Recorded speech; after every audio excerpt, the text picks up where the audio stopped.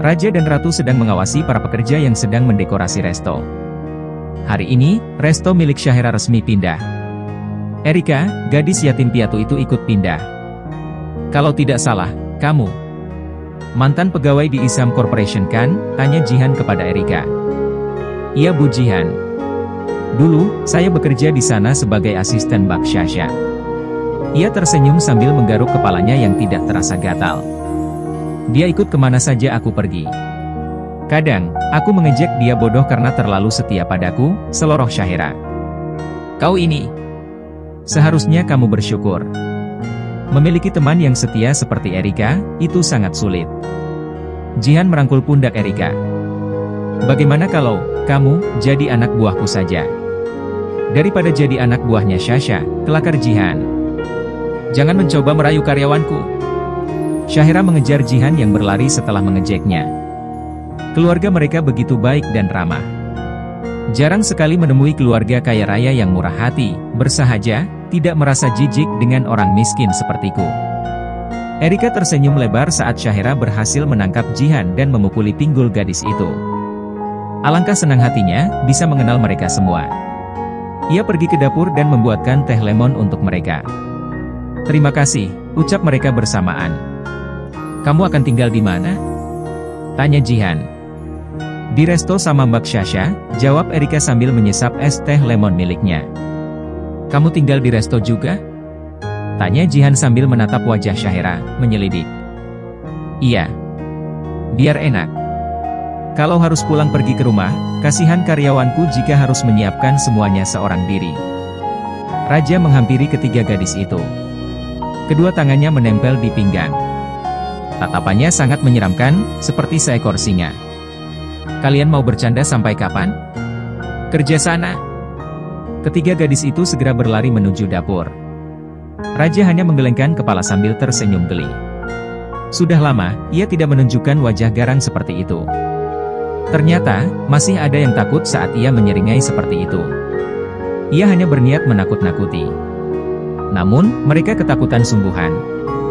Kamu itu apa-apaan sih sayang? Mereka sampai ketakutan begitu, gerutu Ratu. Tidak ada. Oh ya, sayang. Jam istirahat sudah habis, jadi aku mau balik ke kantor. Jangan terlalu capek. Nanti jatah malamku berkurang kalau kamu kecapean, goda Raja. Astaga. Kau itu hanya memikirkan itu sepanjang hari ya? Iya. Raja menjawab sambil tertawa kecil. Ia sangat suka menggoda istrinya. Wanita itu masih saja bersemu merah saat digoda suaminya.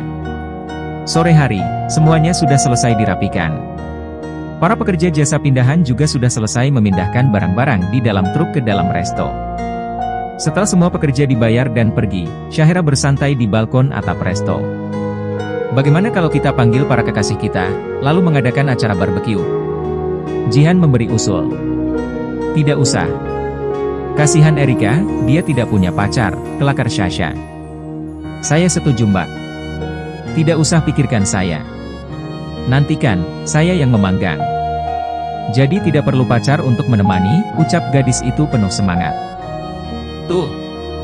Erika setuju, kata Jihan. Ia segera menelepon tunangannya, Aris, agar datang ke resto milik Syahira. Syahira menelepon Randy untuk datang dan bergabung dengan mereka.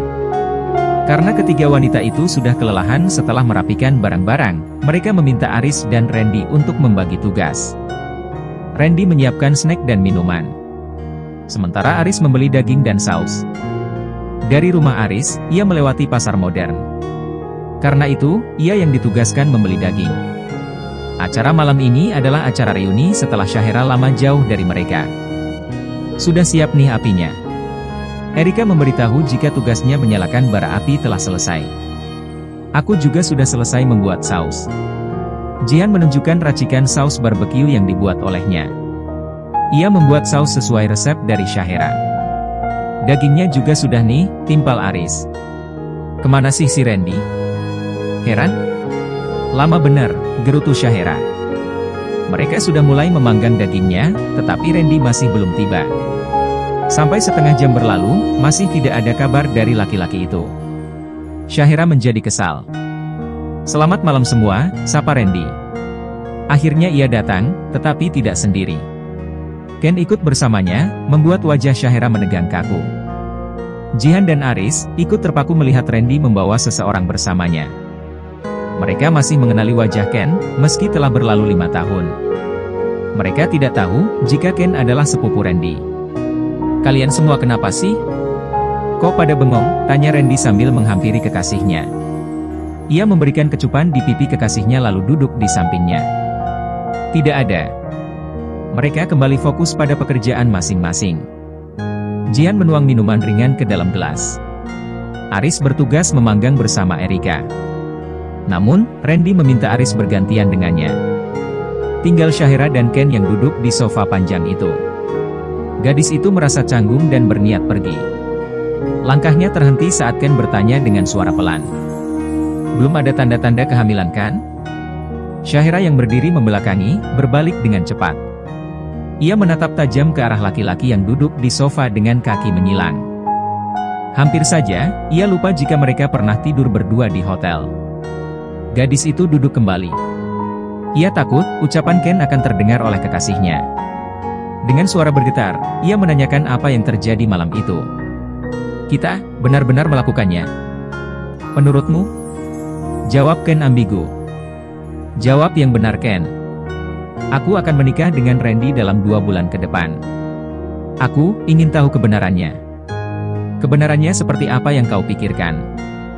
Jika kau hamil, aku bersedia tanggung jawab Syah." "Tidak." Syahera menjawab dengan suara keras. Mereka semua menoleh ke arah mereka. Syahera panik karena keceplosan bicara dengan suara lantang. Sementara Ken hanya tersenyum tipis. "Ada apa sayang?" Randy menghampiri mereka. Ia menoleh ke arah Ken. "Kau apakan kekasihku Ken?" "Hanya sedikit menggoda calon sepupu ipar saja. Biar lebih akrab," jawabnya dengan wajah tanpa dosa. Ia sudah membuat gadis itu panik, tetapi dengan santainya ia mengatakan hanya bercanda. "Iya. Aku kesal karena itu," berteriak. "Oh." Randy kembali membantu Erika dan Aris. "Jika Randy tahu, kita sudah tidur berdua di hotel, apa mungkin dia masih menerima kamu Syah?" tanya Ken dengan suara pelan. Syahera terdiam. Selama ini, ia dan Randy sering tidur di ranjang yang sama. Tidak pernah ada yang terjadi. Dalam keadaan mabuk, Syahera pergi ke hotel dengan orang asing. Ia tidak mengingat kejadian itu sama sekali. Selain saat ia bangun dengan tubuh polos di samping seorang laki-laki. Ken datang ke resto dan mengatakan tentang kejadian itu.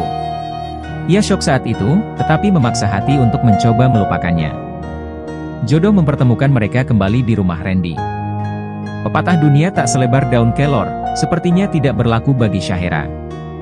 Karena ia selalu bertemu dengan laki-laki itu. Laki-laki yang memiliki separuh hatinya. "Oke jagoan. Kita sudah pergi ke taman bermain, makan siang, jajan sosis bakar, dan berenang. Sekarang, katakan sama Om. Apa alasan Devan mengganggu Om hari ini?" Sejak pagi, Devan datang ke rumah Randy bersama sopir. Itulah kenapa, laki-laki itu tidak datang ke pembukaan resto Syasha pagi ini. Ia meminta Ken menggantikannya untuk membantu pembukaan resto kekasihnya. Devan terlihat ragu untuk bicara. Anak laki-laki berusia 5 tahun itu, memiliki pikiran yang lebih dewasa dibanding anak seusianya. Davin dan Devira, kedua saudara kembarnya pun tidak seperti dirinya. "Kamu sengaja menghalangi Om untuk datang ke pembukaan resto Mama Syasha kan?" tebak Randy. "Om adalah orang yang baik. Sangat baik malah, tapi Mama tidak mencintai Om Randy. Devan suka sama Om.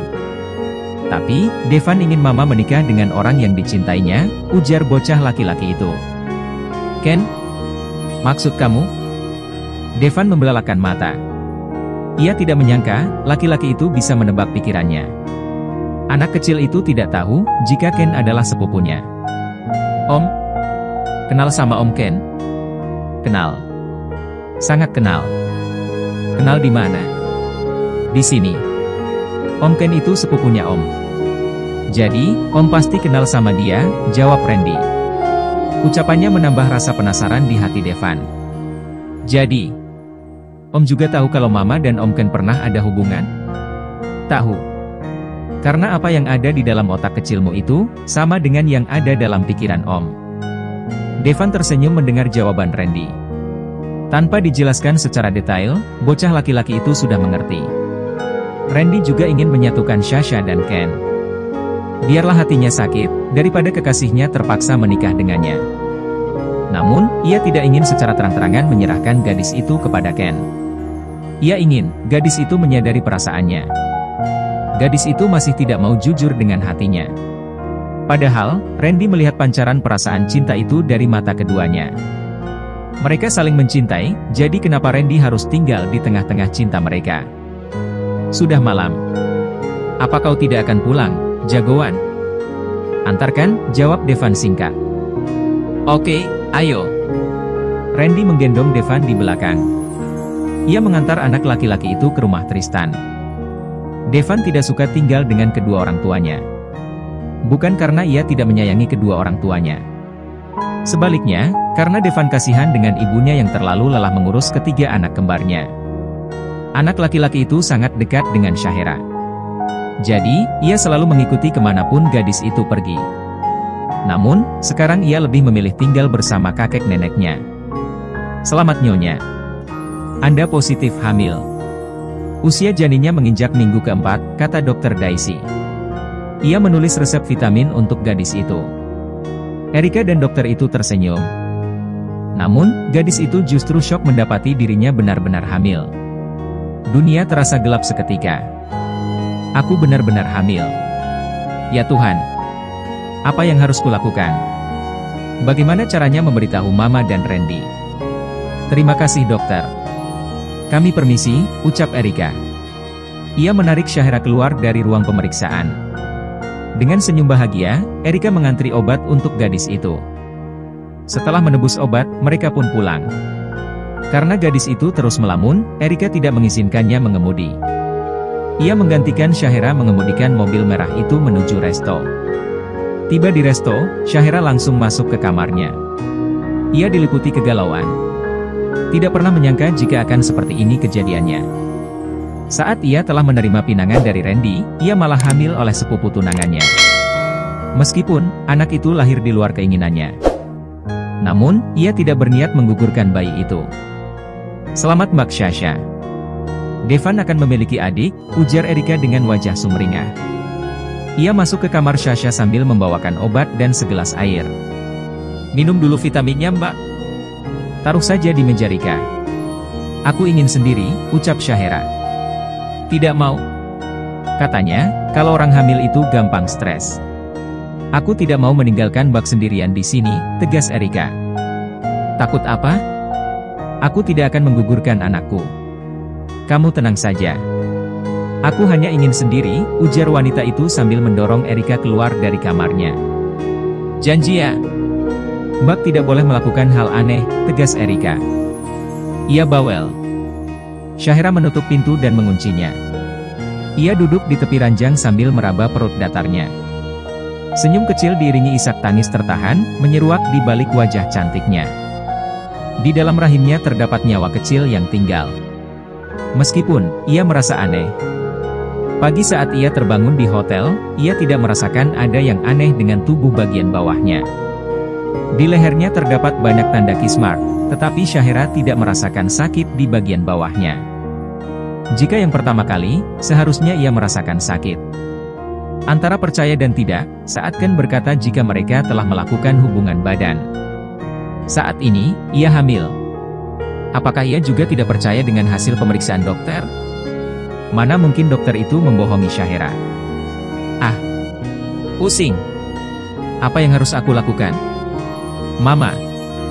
Wanita itu memilih berbaring. Ia harap, saat bangun esok hari, itu hanyalah mimpi. Matanya terpejam, tetapi tidak bisa terlelap. Keesokan paginya, Shahera bangun terburu-buru untuk melihat kertas hasil tes kehamilan. Wajahnya muram. Itu benar-benar terjadi dan bukan sekedar mimpi. Tok tok tok. Hani. Sudah bangun belum? Randy. Shahera berlari ke sana kemari. Kebingungan menyembunyikan kertas itu. Akhirnya, ia menaruhnya di dalam lemari di bawah tumpukan underwear. Sebentar. Syahira menyahut sambil mengunci pintu lemari pakaian. Setelah menetralkan perasaan paniknya, ia melihat wajahnya di cermin. Sepertinya tidak terlihat, gumamnya. Syahira menutupi mata sembabnya dengan bedak tipis. Ia membuka pintu dan tersenyum melihat Randy. Gadis itu berpura-pura menguap. "Selamat pagi," ucapnya sambil mengucek mata. "Ini hari pertama resto buka. Kenapa kamu baru bangun?" "Aku dan Erika sudah sibuk sejak pagi," kata Randy. Laki-laki itu mendorong Syahira ke kamar mandi. "Cepat mandi. 5 menit lagi, pintu resto akan dibuka." Mereka sudah berkumpul di depan pintu. "Hah? Serius?" "Iya." Randy menjawab singkat. Ia keluar dari kamar. Meskipun, ia sedikit kecewa dengan sikap gadis itu. Namun, ia tetap tersenyum. Setelah sekian lama, ia menunggu gadis itu membuka hati untuknya. Penantian itu berakhir kekecewaan saat ia melihat Syahira menangis diam-diam karena Ken. Ia yang sangat ingin melihat cinta di mata gadis itu. Namun, ketika ia melihatnya, cinta itu bukan untuknya. Gadis itu bergegas turun ke dapur setelah mandi dan memakai baju. Hari ini, resto resmi dibuka untuk umum. Randy, sang tunangan itu membantu melayani pelanggan. Sejak buka jam 8 pagi hingga resto tutup jam 9 malam, pelanggan pertama resto milik Sasha terus berdatangan. Sebuah hasil yang di luar ekspektasi gadis itu. Erika sibuk di belakang meja kasir, sedangkan Syahira sibuk di dapur.